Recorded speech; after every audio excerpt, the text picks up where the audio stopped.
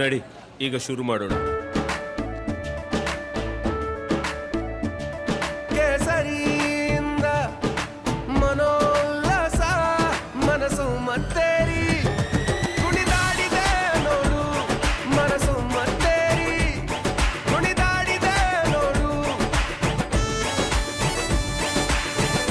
ಕ್ಷಣ ಕ್ಷಣವೂ ಆಚರಿಸಿ ಕೇಸರಿ ಹಬ್ಬ. ವಿಮಲ್ ಬಾಯಲ್ಲಿ ಹೇಳಿ ಕೇಸರಿ.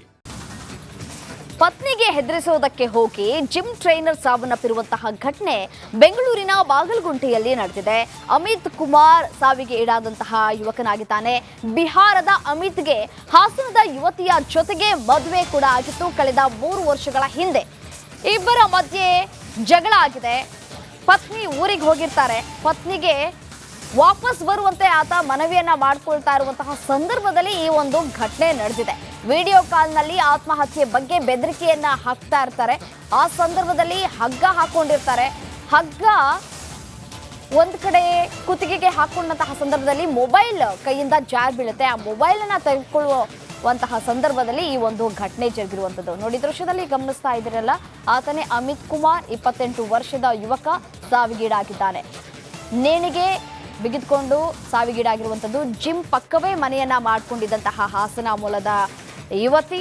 ಈ ವೇಳೆ ಪರಿಚಯ ಆಗಿ ಇಬ್ಬರು ಕೂಡ ಮದುವೆ ಆಗಿದ್ರು. ಮದುವೆ ಆದ 3 ತಿಂಗಳ ನಂತರ ನರ್ಸಿಂಗ್ ಕೂಡ ಸೇರಿದ್ರು ಅಮಿತ್ ಪತ್ನಿ ಅಂತ ಸದ್ಯಕ್ಕೆ ಮಾಹಿತಿ ತಿಳಿದು ಬರ್ತಾ ಇರುವಂಥದ್ದು. ನಂತರ ಇಬ್ಬರ ಮಧ್ಯೆ ಜಗಳಗಳು ಆಗಾಗ ಶುರು ಆಗಿದ್ವು.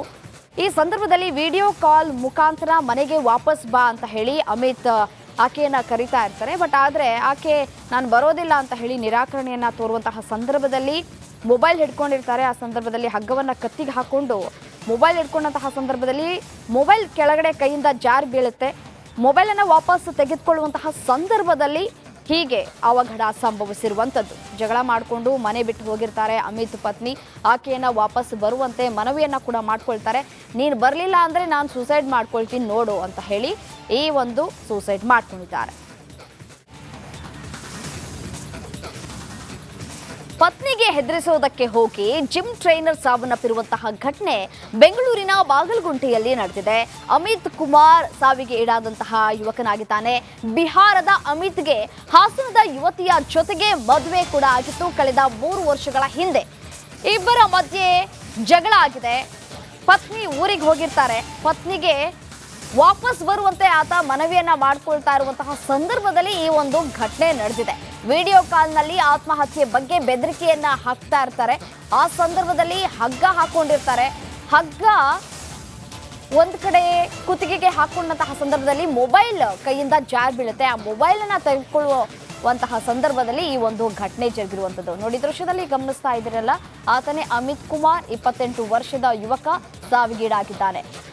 ನೇಣಿಗೆ ಬಿಗಿದುಕೊಂಡು ಸಾವಿಗೀಡಾಗಿರುವಂಥದ್ದು. ಜಿಮ್ ಪಕ್ಕವೇ ಮನೆಯನ್ನ ಮಾಡಿಕೊಂಡಿದ್ದಂತಹ ಹಾಸನ ಮೂಲದ ಯುವತಿ.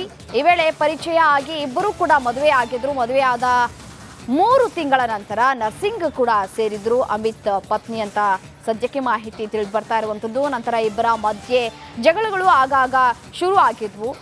ಈ ಸಂದರ್ಭದಲ್ಲಿ ವಿಡಿಯೋ ಕಾಲ್ ಮುಖಾಂತರ ಮನೆಗೆ ವಾಪಸ್ ಬಾ ಅಂತ ಹೇಳಿ ಅಮಿತ್ ಆಕೆಯನ್ನ ಕರೀತಾ ಇರ್ತಾರೆ. ಬಟ್ ಆದರೆ ಆಕೆ ನಾನು ಬರೋದಿಲ್ಲ ಅಂತ ಹೇಳಿ ನಿರಾಕರಣೆಯನ್ನ ತೋರುವಂತಹ ಸಂದರ್ಭದಲ್ಲಿ ಮೊಬೈಲ್ ಹಿಡ್ಕೊಂಡಿರ್ತಾರೆ. ಆ ಸಂದರ್ಭದಲ್ಲಿ ಹಗ್ಗವನ್ನ ಕತ್ತಿಗೆ ಹಾಕೊಂಡು ಮೊಬೈಲ್ ಹಿಡ್ಕೊಂಡಂತಹ ಸಂದರ್ಭದಲ್ಲಿ ಮೊಬೈಲ್ ಕೆಳಗಡೆ ಕೈಯಿಂದ ಜಾರಿ ಬೀಳುತ್ತೆ.